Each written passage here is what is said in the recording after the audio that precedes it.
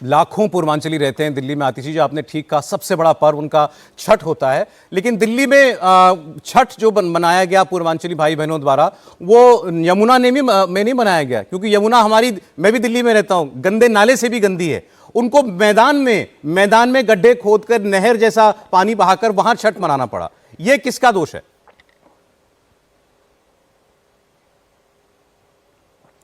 देखिए, सबसे पहले तो जहां तक छठ की बात आती है, छठ को गली गली मोहल्ले मोहल्ले तक लेके जाने का काम आम आदमी पार्टी ने किया है, अरविंद केजरीवाल जी ने किया।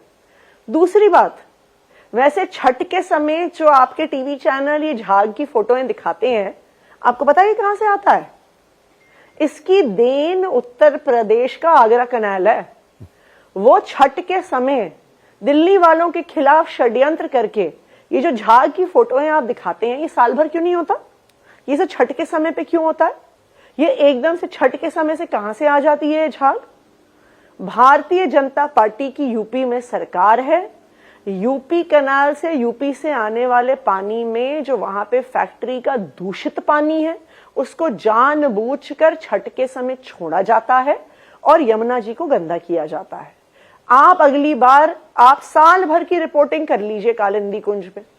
साल में 11 महीने वहां पर कोई झाग नहीं होता। यहां पे कहां से आ जाता है झाग? ठीक है, नवंबर के महीने में, छठ के समय में। मैं आपके आरोप को सही भी मान लूं तो क्या यमुना साफ है? अरविंद केजरीवाल जी ने तो खुद कहा कि हाँ, ये हमारी कमी रही कि मैं यमुना साफ नहीं कर पाया। नहीं, ये मैं मानती हूं। देखिए, क्या है कि जैसा मैंने आपको कहा, बिल्कुल जो आम आदमी पार्टी के खिलाफ साजिश हुई, जो आम आदमी पार्टी के खिलाफ षड्यंत्र हुआ, जो हमारे नेताओं को जेल भेजा गया, ये स्वाभाविक बात है कि उसका असर दिल्ली के कामों पे हुआ। अगर हमें इतना परेशान नहीं किया जाता तो बिल्कुल ज्यादा तेजी से काम होते और ज्यादा काम होते। लेकिन इतनी परेशानी के बावजूद भी जितने काम हमने करके दिखाए ना, भारतीय जनता पार्टी के राज्यों में उससे 10% भी काम बीजेपी ने नहीं किए होंगे। मैंने तो चैलेंज दिया आपको जी। मैंने चैलेंज दिया कि भारतीय जनता पार्टी को एक राज्य दिखा दे जहां पे वो 24 घंटे बिजली देते हैं, जहां पे सरकारी स्कूलों के नतीजे प्राइवेट स्कूलों से बेहतर आते हैं, जहां पे दिल्ली के जैसे रोड इंफ्रास्ट्रक्चर है, जहां दिल्ली के जैसा मेट्रो एक्सपेंशन है।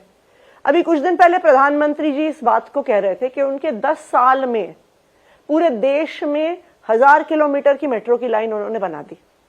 आपको पता है उसमें से 1000 में से 450 किलोमीटर की मेट्रो की लाइन जी, पूरे देश में जो 1000 किलोमीटर का डंका बजा रहे थे, उसमें से 450 किलोमीटर की मेट्रो की लाइन दिल्ली में बनी है।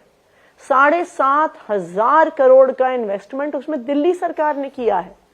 कोई और राज्य सरकार नहीं है जिसने इतना इन्वेस्टमेंट इतने कम समय में मेट्रो में किया हो। तभी सबसे ज्यादा मेट्रो की एक्सपेंशन की स्पीड अगर किसी शहर में है वो दिल्ली में है। मैम, अब मैं उस मुद्दे की बात करना चाहता हूं जिसकी दिल्ली के चुनाव में सबसे ज्यादा चर्चा है, और आप उन चंद लोगों में से हैं जिन्होंने वो घर देखा है अंदर से जिसको बीजेपी कहती है शीश महल। कहती है कि उसके अंदर 70-80 करोड़ रुपया लगाया, पता नहीं क्या क्या, सोने की टॉयलेट की सीट है, करोड़ों के पर्दे हैं, करोड़ों के झूमर हैं, करोड़ों के कालीन हैं, पता नहीं क्या क्या है, जिम है, सोना है, स्पा है। मैं पूरी लिस्ट लेकर के आते हैं। अच्छा, वो सीएजी ऑडिट में भी आया बाय द वे, ऐसा नहीं कि सब कुछ हवा हवाई है।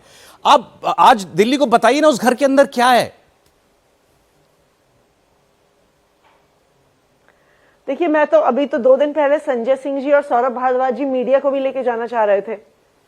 वो हम भी ढूंढना चाहते हैं, कहाँ है ये स्विमिंग पूल, कहाँ है ये सोने का टॉयलेट, कहाँ है ये करोड़ों के झूमर, कहाँ है ये मिनी बार जिसकी आप लोग बार बार चर्चा करते हैं।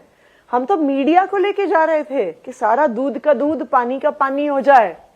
लेकिन केंद्र सरकार ने अपनी सारी पुलिस की व्यवस्था वहां खड़ी कर दी। क्यों? इसलिए खड़ी कर दी क्योंकि वो किसी को अंदर ही नहीं घुसने देना चाहते हैं। क्योंकि अगर मीडिया अंदर जाएगी तो सारे उनके झूठ का पर्दाफाश हो जाएगा।